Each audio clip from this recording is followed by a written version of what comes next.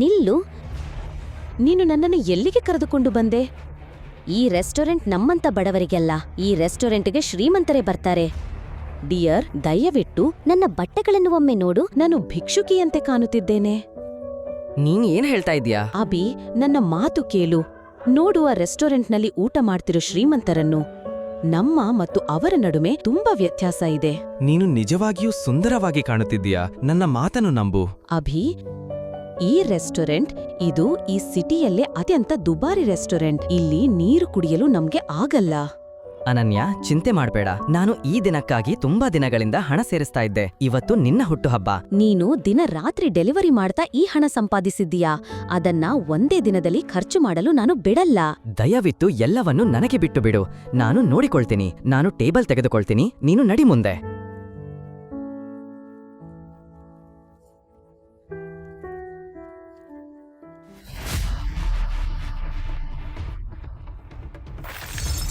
ಅಯ್ಯೋ, I am sorry. Dam! ದಯವಿಟ್ಟು ಕ್ಷಮಿಸಿ ಸರ್.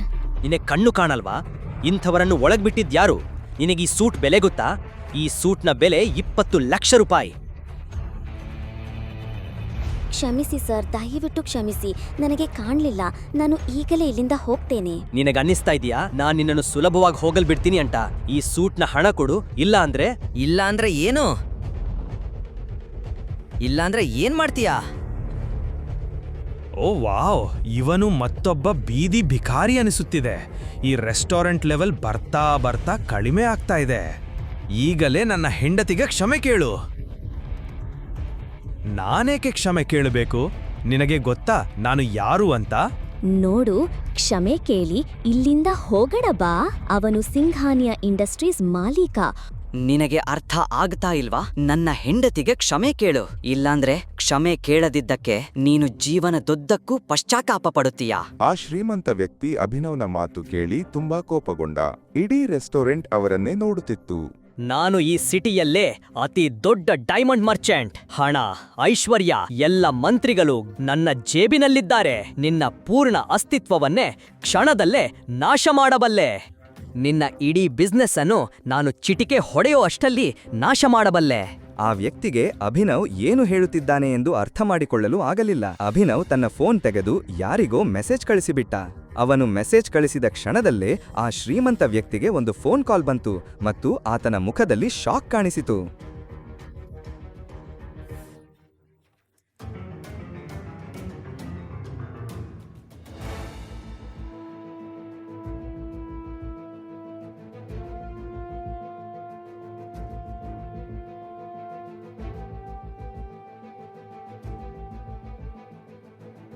ಇದು ಹೇಗ್ ಸಾಧ್ಯ ದೇವ್ರೆ? ನೀನ್ ಹೇಗಿದನ್ನೆಲ್ಲ ಮಾಡಿದೆ? ನೀನ್ ಯಾರು?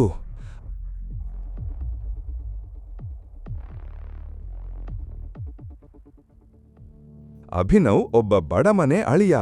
ಮನೆಯ ಕೆಲಸಗಾರನಂತೆ ಎಲ್ಲಾ ಕೆಲಸಗಳನ್ನು ಮಾಡುತ್ತಿದ್ದವನು. ಆದರೆ ಇವತ್ತು ಅವನು ಯಾರನ್ನೋ ಭೇಟಿಯಾಗಿ ಬರಬೇಕಿತ್ತು. ಆದರೆ ಅವನ ಅತ್ತೆ ಶರ್ಮಿಳಾಗೆ ಬೇರೆ ಹೇ, ಕೆಲ್ಸಕ್ಕೆ ಬಾರದವನೇ, ಬಾ ಇಲ್ಲಿ. ನನ್ನ ಕಾಲು ಒತ್ತು. ತುಂಬಾ ನೋಯ್ತಾ ಇದೆ.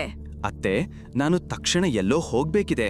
ಬಂದ ನಂತರ ನಾನು ನಿಮ್ಮ ಕಾಲು ಒತ್ತುತ್ತೇನೆ. ನೀನು ಇಲ್ಲಿವರೆಗೂ 1 ರೂಪಾಯಿ ಸಂಪಾದನೆ ಮಾಡಿಲ್ಲ. ನನ್ನ ಮಗಳ ಹಣದಿಂದಲೇ ಬದುಕ್ತಿದ್ದೀಯಾ. ಯಾರನ್ನೋ ಭೇಟಿ ಬೇರೆ ಮಾಡ್ಬೇಕಂತೆ. ಅದೇ ಸಮಯಕ್ಕೆ ಅಭಿನವ್ನ ಹೆಂಡತಿ ಅನನ್ಯ ಅಲ್ಲಿಗೆ ಬರುತ್ತಾಳೆ. ಏನ್ ನಡೀತಾ ಇದೆ ಇಲ್ಲಿ? ಬೆಳಗ್ಗೆ ಬೆಳಗ್ಗೆ ಇಷ್ಟು ಗಲಾಟೆ ಏಕೆ? ಗಲಾಟೆ ಮಾಡಿದ್ದು ನಾನಲ್ಲ, ನಿನ್ನ ಆ ಗಂಡ. ಇದೆಲ್ಲ ಆಗಿದ್ದು ನಿನ್ನ ತಾತನಿಂದ. ನನಗೆ ಪವರ್ ಇದ್ದಿದ್ರೆ ಈ ಮದುವೆ ಆಗಕ್ಕೆ ನಾನು ಬಿಡ್ತಾ ಇರ್ಲಿಲ್ಲ. ಅಭಿನವ್, ನೀನು ಎಲ್ಲಿ ಹೋಗ್ಬೇಕಾದ್ರೆ ಹೋಗು. ಆದ್ರೆ ಮೊದಲು ಅಮ್ಮ ಹೇಳಿದ ಕೆಲ್ಸ ಮಾಡು. ಅನನ್ಯ, ಈಗ ನನ್ನಿಂದ ಆಗಲ್ಲ. ಕ್ಷಮಿಸು, ನಾನು ಹೋಗ್ಲೇಬೇಕು. ಅಭಿನವ್ ಅಲ್ಲಿಂದ ಹೊರಟು ಹೋಗುತ್ತಾನೆ. ಇದನ್ನು ನೋಡಿ ಶರ್ಮಿಳಾ ಕೋಪ ನೆತ್ತಿಗೆ ಏರುತ್ತದೆ. ಅಭಿನವ್ ಶರ್ಮಿಳಾ ಕೋಪದಿಂದ ಹೇಗೆ ತಪ್ಪಿಸಿಕೊಳ್ಳುತ್ತಾನೆ? ಇವತ್ತು ಅವನು ಅವಳ ಕೋಪಕ್ಕೆ ಗುರಿಯಾಗುತ್ತಾನಾ? ಮುಂದೆ ಏನಾಗುತ್ತದೆ? ಸ್ವಲ್ಪ ಸಮಯದ ನಂತರ ಅಭಿನವ್ ಸಿಟಿಯ ಐಷಾರಾಮಿ 5 ಸ್ಟಾರ್ ಹೋಟೆಲ್ ಸಫೈರ್ಗೆ ಬರುತ್ತಾನೆ. ಆದರೆ ಅಲ್ಲಿ ಕೂಡ ಅವನಿಗೆ ಸರಿಯಾದ ಸ್ವಾಗತ ಸಿಗಲ್ಲ. ಓಯ್, ನಿನ್ನ ಜೇಬಿನಲ್ಲಿ 1 ಪೈಸೆ ಇಲ್ಲ. ಇಲ್ಲಿ ಏನಕ್ಕೆ ಬಂದಿದ್ಯಾ? ಊಟಕ್ಕನಾ? ಇಲ್ಲಿ ನೀರ್ ಕುಡಿಬೇಕಾದ್ರೂ ನಿನ್ನ ಮನೆಯನ್ನೇ ಮಾರ್ಬೇಕು. ಅರ್ಥ ಆಯ್ತಾ? ಇಲ್ಲಿಂದ ಹೋಗು.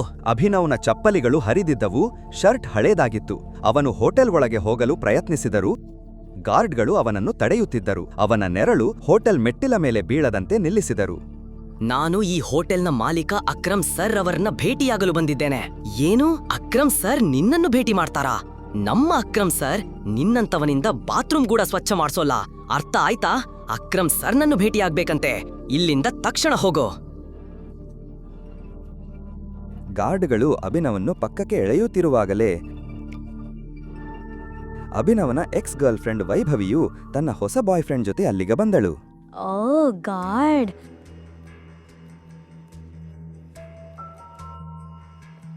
ಅಯ್ಯೋ, ಇಂಥವರನ್ನು ಹೀಗೆ ಹೊಡಿಸ್ತೀರಾ? ಸರಿಯಾದ ಊಟ ಮಾಡಿ ಎಷ್ಟು ದಿನ ಆಯ್ತೋ ಏನೋ. ಉಳಿದಿರೋ ಊಟ ಏನಾದ್ರೂ ಇದ್ರೆ ಕೊಡಿ ಪಾಪ, ಅವನ ಹೊಟ್ಟೆ ಆದ್ರೂ ತುಂಬುತ್ತೆ.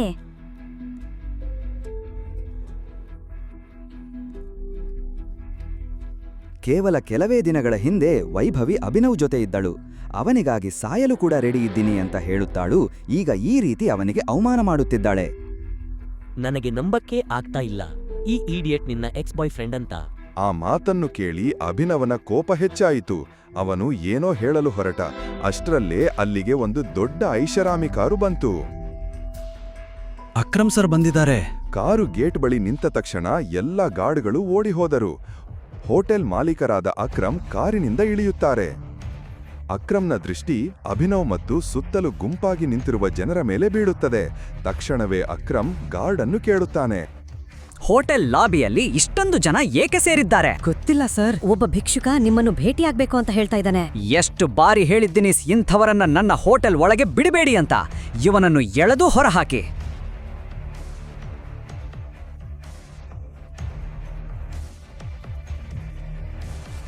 ಅಕ್ರಮ್ನ ಆಜ್ಞೆ ಕೇಳಿದ 4 ಗಾರ್ಡ್ಗಳು ತಕ್ಷಣ ಅಭಿನವ್ ಹತ್ತಿರ ಹೋಗಿ ಅವನನ್ನು ಎಳೆದೊಯ್ದು ಬಿಟ್ಟುಬಿಡುತ್ತಾರೆ. ಅವರು ಅಭಿನವನ್ನು ಅಕ್ರಮ್ಗೆ ಎದುರಿನಲ್ಲಿ ಎಳೆಯುತ್ತಿರುವಾಗ ಅಕ್ರಮ್ನ ಕಣ್ಣುಗಳು ಅಭಿನವ್ ಧರಿಸಿದ್ದ ಉಂಗುರದ ಮೇಲೆ ಬೀಳುತ್ತವೆ.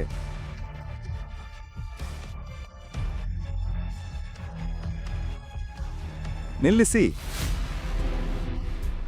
ಅಕ್ರಮ್ ಗಾಬರಿಯಿಂದ ನಿಲ್ಲುತ್ತಾನೆ. ಆ ಉಂಗುರವನ್ನು ನೋಡಿದ ಕೂಡಲೇ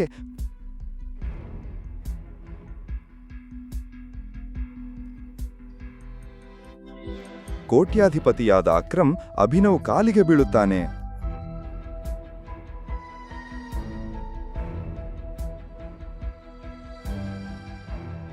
ನಾನು ನಿಮ್ಮನ್ನು ಗುರುತಿಸಲಿಲ್ಲ. ಕ್ಷಮಿಸಿ ಟೈಗರ್. ನಗರದಲ್ಲೇ ದೊಡ್ಡ ಬಿಸ್ನೆಸ್ ಮ್ಯಾನ್ ಏಕೆ ಅಭಿನವ್ ಕಾಲಿಗೆ ಬಿದ್ದನು? ಆ ಉಂಗುರದಲ್ಲಿ ಏನಿತ್ತು ಅಂತಹ ರಹಸ್ಯ? ಈ ಸತ್ಯ ಎಲ್ಲರಿಗೂ ಬಹಿರಂಗವಾಗುತ್ತದೆಯಾ?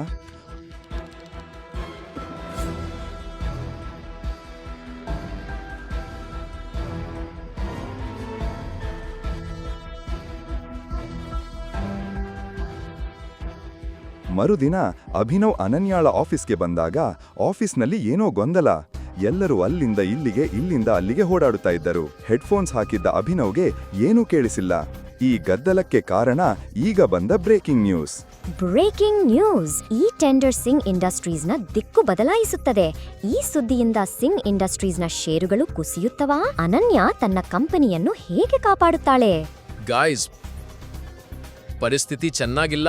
ಸಿಂಗ್ ಇಂಡಸ್ಟ್ರೀಸ್ ಕಾಪಾಡಲು ಇದು ನಮ್ಮ ಕೊನೆ ಅಸ್ತ್ರವಾಗಿತ್ತು. ಚಿರಾಗ್ ಅನನ್ಯಾಳ ಫ್ರೆಂಡ್ ಹಾಗೂ ಬಿಸ್ನೆಸ್ ಪಾರ್ಟ್ನರ್ ಆಗಿದ್ದ. ತನ್ನ ತಾತ ಸತ್ತ ಮೇಲೆ ಅನನ್ಯ ಚಿರಾಗ್ ತನ್ನ ಬಿಸ್ನೆಸ್ ಪಾರ್ಟ್ನರ್ ಆಗಿ ಮಾಡಿದ್ದಳು.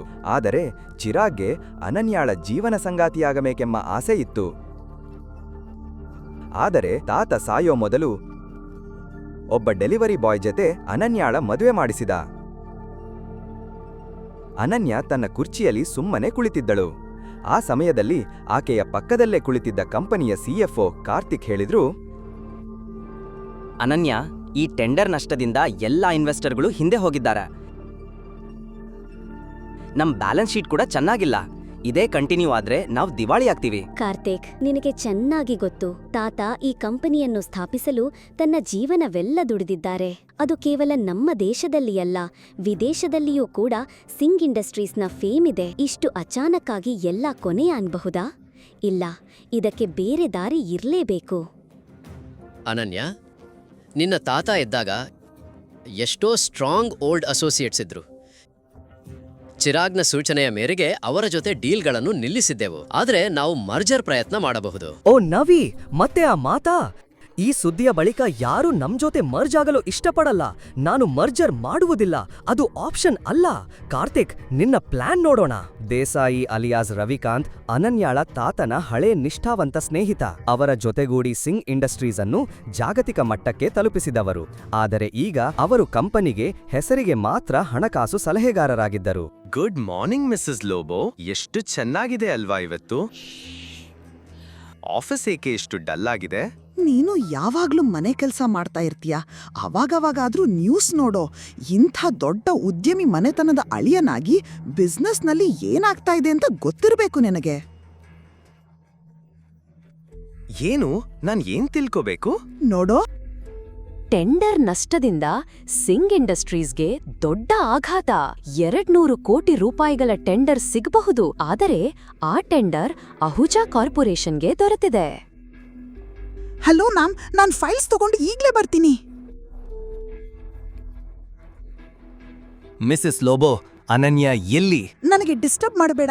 ಅನನ್ಯ ನನ್ನನ್ನು ಭೇಟಿ ಮಾಡಬೇಕಿದೆ. ಅನನ್ಯ ಎಲ್ಲಿ? ನೀನು ಮನೆಗೆ ಹೋಗು ಈಗ.